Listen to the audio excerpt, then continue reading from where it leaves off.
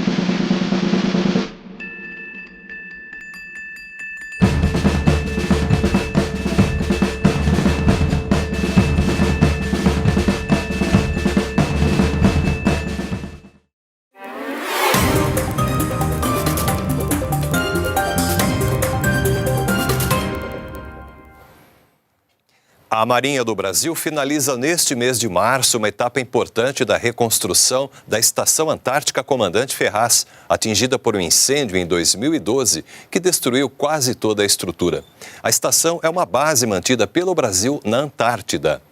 A nova estação vai ocupar uma área de 4.500 metros quadrados, quase o dobro do que era antes. Segundo a Marinha, a nova base terá 3 blocos, 17 laboratórios de pesquisa, capacidade para abrigar 65 pessoas. E a estrutura será resistente a temperaturas negativas, nevascas, abalos sísmicos e ventos de até 200 km por hora.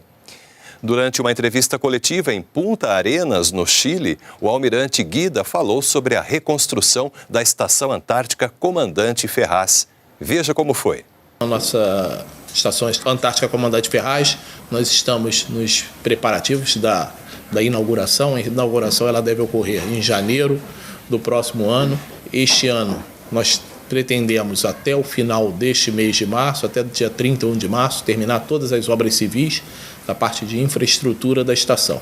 A partir daí nós começaremos o comissionamento, que não são só testes voltados para o funcionamento dos equipamentos, e sim, nós levamos os equipamentos até o limite, porque é uma área que nós precisamos que esses equipamentos estejam funcionando sempre numa situação próxima às quais eles foram projetados. Então, nós não podemos ter falhas nesses equipamentos. Então, durante esse próximo inverno e também no próximo verão, até a entrega da estação, nós faremos o comissionamento dessa estação, que, como já foi dito, são esses testes voltados para o funcionamento no limite dos equipamentos. Bem, e agora nós faremos a inauguração da nova infraestrutura de telecomunicações da nossa Estação Comandante Ferraz.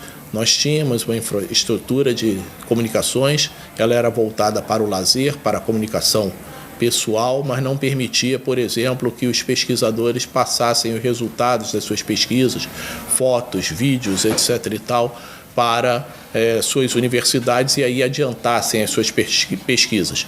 Com essa nova tecnologia, que foi uma parceria da Marinha com a empresa Oi e a Anatel, nós conseguimos melhorar essa tecnologia num nível de 40 mega dedicados à estação, e nós agora podemos levar essa vantagem para os nossos pesquisadores. Além disso, nós vamos conseguir fazer coisas que nós não conseguíamos fazer, como, por exemplo, ações de telemedicina, e também transmitir alguns dados da estação para o Brasil, como, por exemplo, dados de alarme, e que permitirão um monitoramento remoto da estação como um todo.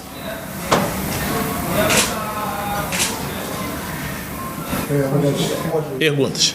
Essa transmissão ela vai ser democratizada para outras instituições, além das faculdades específicas?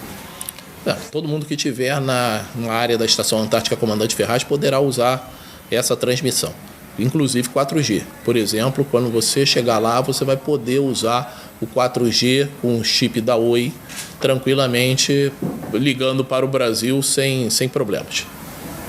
Você poderia falar um pouquinho mais sobre essas ações de telemedicina? Na realidade, nós não tínhamos a banda dedicada para comunicações na estação, ela só permitia que nós fizéssemos comunicações pessoais, limitadas, bastante limitadas, e algumas ações administrativas. Como nós ampliamos essa banda para 40 mega, isso vai permitir com que, por exemplo, nós hoje temos um médico lá e ficam 16 pessoas passando o inverno na estação. Nós não temos condições de chegar na estação. Então, alguma emergência, esse médico poderá ser orientado, por exemplo, pelo Hospital Naval Marcílio Dias, para que nós possamos resolver o problema da pessoa, ou pelo menos melhorar, mitigar o problema da pessoa, do enfermo. Grande, para aquelas pessoas leigas mesmo, gostaria que o senhor pudesse explicar o que leva o Brasil a investir tantos milhões nessa estação, reconstruí-la, o que pode trazer de retorno para o brasileiro? Bem, eu acho que isso é importantíssimo. A sua pergunta é fantástica e é fundamental. Primeiro, nós temos um investimento. O Brasil ele é um dos 29 membros consultivos do Tratado da Antártica. Eu gosto sempre de contar uma historinha que eu acho que é o começo dessa grande necessidade do Brasil estar lá. Quando eu era assessor parlamentar do gabinete do comandante da Marinha, eu tive a oportunidade de fazer uma viagem dessa, de parlamentares, trazendo os parlamentares aqui. Nós trazemos muitos parlamentares aqui para visitar a Estação Antártica, porque o programa ele depende fundamentalmente de verbas, e essas verbas, uma grande parte delas, vem de emendas parlamentares individuais dos nossos parlamentares, né? E esse parlamentar, que era da bancada ruralista, perguntou para mim: comandante, tá muito bacana, muito bonito isso aqui, mas para que o Brasil tem que estar aqui? Falei: o senhor tem uma fazenda? Tenho. Se chove na sua fazenda, é graças à Antártica. A Antártica é um continente, ele é 1,6 vezes o tamanho do Brasil, e ele é o grande regulador térmico do nosso planeta, não só do hemisfério norte, do hemisfério sul, como do nosso planeta. Toda a parte de circulação marítima, etc. e tal, ela é influenciada fundamentalmente pela Antártica. Agora nós estamos entrando nos períodos das frentes frias no Brasil. As frentes frias, elas nascem na Antártica, tá? Então, o primeiro aspecto é a regulação térmica, né? A parte climática, etc. e tal, nós conhecermos o continente como regulador térmico. Segundo, em termos de... A Antártica, ela foi parte de um grande continente e se separou desse continente, assim como a América do Sul, tá? E a Oceania e a África, né? E dentro dessa separação, toda a constituição de crosta, ela é uma constituição semelhante à da América do Sul, da Oceania, da África. Então, todas as riquezas que o Brasil tem, a Antártica também tem, tá? Hoje, dentro do Tratado Antártico, não estão está congelada a possibilidade de nós fazermos a exploração dessas riquezas, mas nós não sabemos por quanto tempo isto estará congelado. Eu vou dar também um exemplo. A principal riqueza, e a riqueza mais aparente da Antártica, é a água. 70% da água do planeta Terra está na Antártica. Nós nascemos e vivemos ouvindo falar que o Brasil era o grande manancial do mundo em termos de água. Na realidade, o grande manancial do mundo em termos de água é a Antártica. No Brasil, a água está mais livre, está mais fácil de explorar. Então, se nós pensarmos na água como commodity, que um dia será, nosso grande contendor será a Antártica. Então, nós temos que influenciar se, por exemplo, esta água ou esta riqueza ela será explorada ou não. Hoje, todo o sistema do Tratado Antártico ele é muito voltado para a tecnologia, tá? E nós temos que discutir, para a ecologia, né? E nós temos que discutir o que é bom para o Brasil. Se é bom preservar a Antártica ou se é bom explorar a Antártica. E para isso é importante que a gente tenha direito a voto e a veto no Tratado Antártico. E nós só teremos direito a veto no Tratado Antártico se nós fizermos pesquisas consistentes na Antártica. Para nós fazermos pesquisas consistentes, nós temos que ter navios que apoiem essas pesquisas, né? Temos que ter uma estação que apoie essa pesquisa, uma estação que seja a casa brasileira na Antártica. E, por último, uma coisa que é pouco conhecida na Antártica e por todos, mas que cada vez mais a gente vê pesquisas, é a parte de biodiversidade. Por exemplo, a Fiocruz ela está entrando no ProAntar agora, com diversos interesses. A Fiocruz é uma entidade nacional que é extremamente respeitada e dá resultados há mais de 100 anos. Então, só esse interesse da Fiocruz no nosso programa, no Programa Antártico, por si só já demonstra o potencial biológico que a Antártica tem. Por exemplo, uma coisa que eu aprendi lá na Fiocruz, nós temos uma dependência muito grande de importação de material que faça anticongelante para algumas cirurgias. E tem alguns organismos na Antártica que têm esse material ou que tem essa capacidade anticongelante e que pode ser explorada. Então não é só o que a gente possa vir, o que já está latente e presente lá no nosso continente. Tá? E por fim, eu acho que também tem vamos dizer assim, a parte que nós podemos dizer que é a parte voltada para a proximidade do Brasil da Antártica. O Brasil, a Antártica está no nosso entorno estratégico. A nossa base na Ilha Rei Jorge, ela está mais próxima de Porto Alegre do que Porto Alegre está de Porto Velho. Então é muito importante que a gente esteja presente dentro do nosso entorno estratégico. Vencida a etapa da estação, qual será a prioridade do Proantar e que aspecto, em que ponto entra essas gestões dos senhores em relação ao Congresso para buscar mais verbas a projetos depois de consolidado o projeto, essa reconstrução da estação? Bem, nós já fizemos, a prioridade seria a construção de um novo navio polar com capacidade de quebra-gelo. O navio polar Almirante Ari Rongel, navio de apoio oceanográfico Almirante Ari Rongel, ele já está numa situação já bem precária, ele já tem alguns anos de vida e nós precisamos substituí-lo. Nós já conseguimos, com o apoio do Congresso e com o apoio do Executivo, recursos para fazer um novo navio de apoio antártico. Nós estamos iniciando o projeto e a gente espera que nos próximos anos nós já tenhamos um novo navio de apoio antártico com uma capacidade pequena, mas já de quebra-gelo. Né? Um navio que é IP6 é um termo técnico, né? Mas está dentro do Código Polar com a capacidade de quebrar gelo de até 1 metro, um gelo de 1 ano, de até 1 metro de espessura. Quanto que é o gasto, mais ou menos? Cerca de R$500 milhões esse navio. Agora eu gostaria de saber como é que vai funcionar a viagem. A gente saiu da redação, pelo menos eu especificamente, a gente sai com muita curiosidade, né? De um ambiente totalmente nosso. O que o senhor pode detalhar para a gente em relação tanto essa primeira travessia, né, com a Dona Fase, e depois também pelo mar no retorno? A logística do programa Antártico ela é muito complicada, porque primeiro a Antártica ela escolhe as pessoas que vão poder visitá-lo.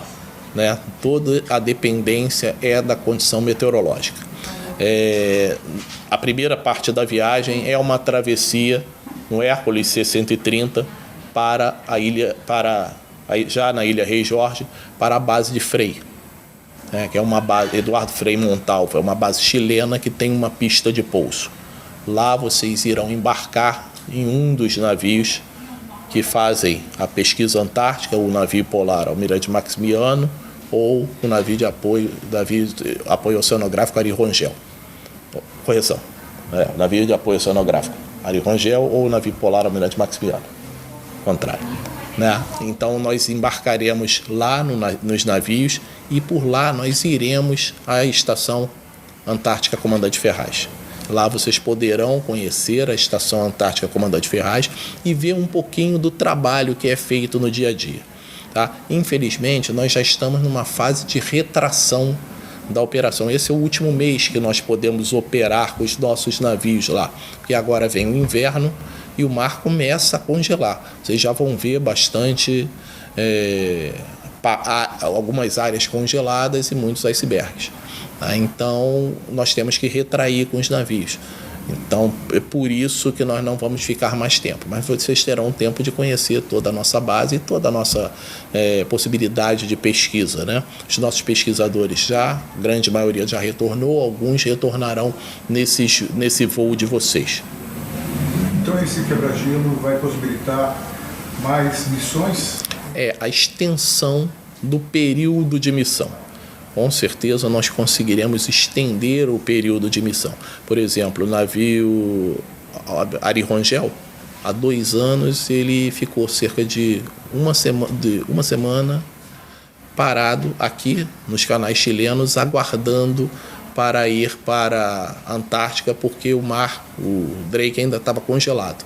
Se nós tivéssemos um navio com a capacidade de quebrar gelo que nós estamos projetando, nós poderíamos fazer a viagem com tranquilidade. Então, a nossa expectativa é que o período de exploração na Antártica ele possa aumentar mais 15 dias no início e mais 15 dias no final, que faz um mês, que é bastante coisa para a gente.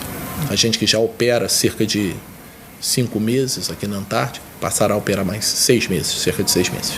O senhor comentou a importância, né, de manter a base, até justamente para um futuro do tratado, para ver se é bom preservar ou explorar a Antártica. Tem uma previsão de quando essa decisão será tomada?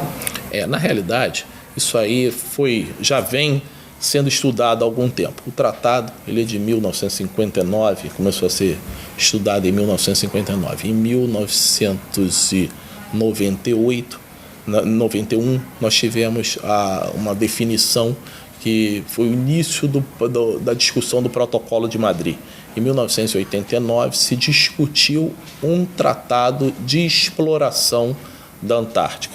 Essa discussão ela foi bem ao limite, se chegou a um consenso, mas 2 países não assinaram. E no Tratado Antártico, há necessidade de consenso. Por isso que eu falo que o direito do Brasil é a voto e a veto. Nós que falamos tanto em entrada no Conselho de Segurança, dentro do Tratado Antártico, nós fazemos, entre aspas, parte do Conselho de Segurança, né, porque temos direito a veto, porque há necessidade de ser, vamos dizer assim, haver o consenso completo. Então, 2 países não assinaram essa convenção que permitiria a exploração restrita dos recursos antárticos. E depois foi se discutido por cerca de 8 anos um protocolo que tem o nome de Protocolo de Madrid. Esse Protocolo de Madrid congelou todas as explorações por 50 anos. Então, em 2048, nós pensaremos em rediscutir isso daí. Então, nós temos que saber o que é bom para o Brasil, se é preservar ou explorar. Hoje, pela experiência que o senhor tem, o senhor acredita que é melhor preservar ou explorar? O que a União entende? Hoje, o protocolo, hoje que a gente vê nas discussões do Tratado Antártico é que o viés preservacionista ele tem mais força. Agora, tem determinadas áreas que são áreas de exploração, que não são áreas de exploração mineral, como, por exemplo, um dos assuntos também muito tratados lá é a exploração turística. Os senhores podem ver aqui que fora diversos navios, alguns desses fazem turismo antártico. Tem uma empresa que sai daqui de Punta Arenas, uma empresa aérea que leva pessoas para a Ilha Rei Jorge e lá elas embarcam em turismo antártico. Então, esse aspecto também é muito discutido dentro do Protocolo de Madrid. Ou seja, a exploração da Antártica não é só exploração de bens minerais. É exploração também do turismo, é exploração de outras coisas. Exploração biológica. Ok? Perfeito? Então tá.